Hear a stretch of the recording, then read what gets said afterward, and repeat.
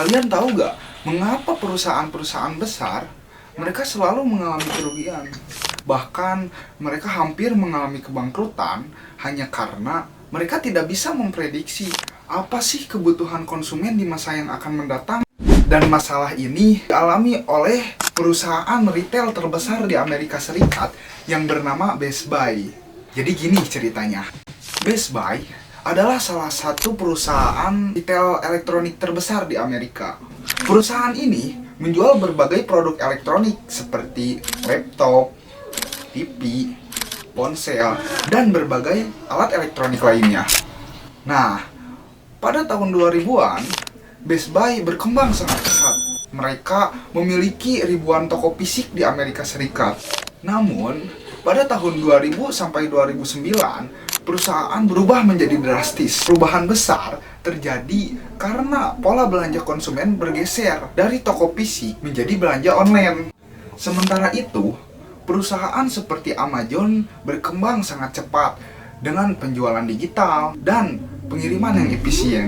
Nah, berarti ini yang harus kita garis bawahi, bahwa salah utama Best Buy bukan terletak pada kualitas produk, melainkan pada kesalahan memprediksi keinginan konsumen di masa yang akan mendatang. Akibatnya, banyak barang menumpuk di gudang dan toko karena produk-produk tersebut tidak terjual laku, sehingga modal perusahaan tertahan dalam bentuk stok. Biaya penyimpangan meningkat, biaya operasional membengkak, dan keuntungan perusahaan terus menurun. Dalam beberapa tahun, kondisi Best Buy semakin memburuk. Banyak toko terpaksa ditutup, jumlah karyawan dikurangi, harga saham perusahaan jatuh. Bahkan, banyak analis bisnis yang memprediksi saat itu bahwa Best Buy tidak akan lagi bertahan lama. Situasi ini menjadi titik kritis bagi manajemen perusahaan. Mereka menyadari bahwa masalah utama bukan pada produk mereka atau kualitas layanan, tetapi pada ketidakmampuan perusahaan baca arah pasar dan permintaan konsumen. Pada tahun 2012, Best Buy melakukan perubahan besar dalam strategi manajemennya. Nah, manajemen baru mulai menerapkan sistem manajemen pengambilan keputusan berbasis data dan forecasting. Bagi kalian yang belum tahu apa itu forecasting, forecasting adalah ilmu dan seni untuk memprediksi peristiwa atau kondisi di masa depan berdasarkan data historis dan analisis statistik. Tujuan dari forecasting yang pertama, membantu perencanaan. Forecasting memberi gambaran apa yang mungkin akan terjadi di masa depan. Contoh, menentukan jumlah stok barang, merencanakan produksi, mengatur keuangan dan anggaran, dan lainnya. Yang kedua, forecasting bisa mengurangi resiko dan ketidakpastian. Dengan adanya prediksi, perusahaan bisa memprediksi dampak buruk dari ketidakpastian.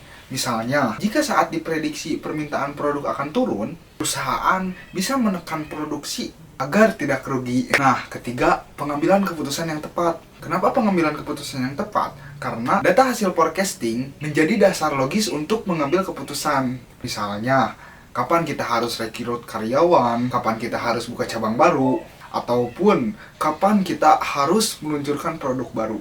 Yang keempat, forecasting juga bisa meningkatkan efisiensi operasional. Forecasting membantu perusahaan menggunakan sumber daya secara efisien, misalnya tenaga kerja, bahan baku, dan waktu. Nah, dan yang terakhir, forecasting bisa menyesuaikan diri dengan perubahan pasar. Nah, pasar itu selalu berubah dengan seiringnya berjalannya waktu. Dengan forecasting, perusahaan bisa beradaptasi lebih cepat terhadap perubahan tren, teknologi, dan preferensi konsumen. Nah, tapi forecasting juga bukan hanya sekadar tebak-menebak atau ramal-meramal, karena forecasting banyak metode forecasting di dalamnya. Ada metode kuantitatif dan metode kualitatif. Nah, apa sih metode kuantitatif itu? Metode kuantitatif adalah peramalan yang menggunakan metode matematis yang beragam dengan data, masa lalu, dan variabel meramalkan permintaan. Metode kualitatif adalah peramalan yang menggabungkan faktor-faktor seperti intuisi, emosi, pengalaman, dan sistem nilai pengambilan keputusan untuk mencapai peramalan tersebut. Nah, ada lagi nih, metode kuantitatif terbagi menjadi beberapa bagian. Yang pertama, time series. Time series adalah metode peramalan yang menggunakan data masa lalu, yang dikumpulkan secara beruntun berdasarkan waktu, entah hari, minggu, bulan, ataupun tahun. Nah, yang kedua, ada metode kasual. Metode ini melihat hubungan antara penjualan dan faktor lain, seperti cuaca, harga, dan promosi. Nah, time series ini dibagi lagi menjadi 4 bagian. Yang pertama, naip approach. Yang kedua, moving average. Yang ketiga, exponential smoothing. Dan yang terakhir, trend projection. Nah, naip approach adalah metode yang mengasumsikan bahwa nilai di periode berikutnya sama dengan nilai periode yang terakhir. Moving average adalah metode yang mengambil rata-rata dari beberapa bulan terakhir.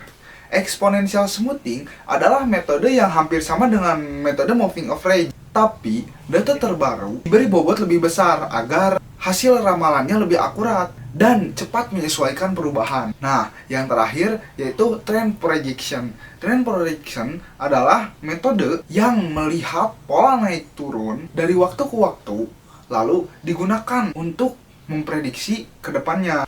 Nah, dengan menggunakan metode forecasting, Best Buy mulai memprediksi produk apa yang akan diminati konsumen, di wilayah mana permintaan akan meningkat, serta kapan waktu penjualan tertinggi terjadi. Hasil pelamaran ini digunakan sebagai dasar dalam menentukan jumlah stok, jenis produksi yang disediakan, serta strategi promosi.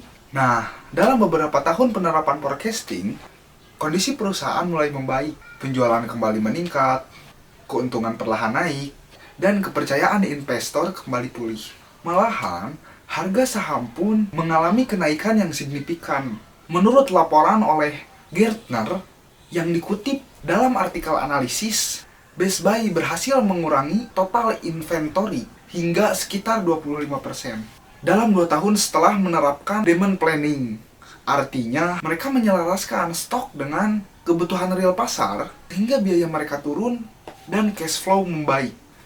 Pada tahun-tahun berikutnya, Best Buy tidak hanya berhasil bertahan, tetapi kembali menjadi salah satu perusahaan retail elektronik terbesar di Amerika yang paling stabil dan menguntungkan. Perusahaan yang tadinya hampir bangkrut, kini mampu bersaing kembali dengan perusahaan teknologi besar. Dari kisah Best Buy ini dapat kita simpulkan bahwa forecasting memiliki peran penting dalam keberhasilan suatu perusahaan. Karena forecasting membantu perusahaan memahami perubahan besar, mengatur persediaan secara efisien, serta mengambil keputusan strategis yang lebih tepat. Kisah Best Buy membuktikan bahwa keberhasilan perusahaan bukan hanya ditentukan oleh produk yang baik, tetapi oleh kemampuan manajemen membaca masa depan dan mengambil keputusan berdasarkan data. Apakah bisnis kalian sudah menerapkan forecasting? Kalau belum, komen tutor Bang.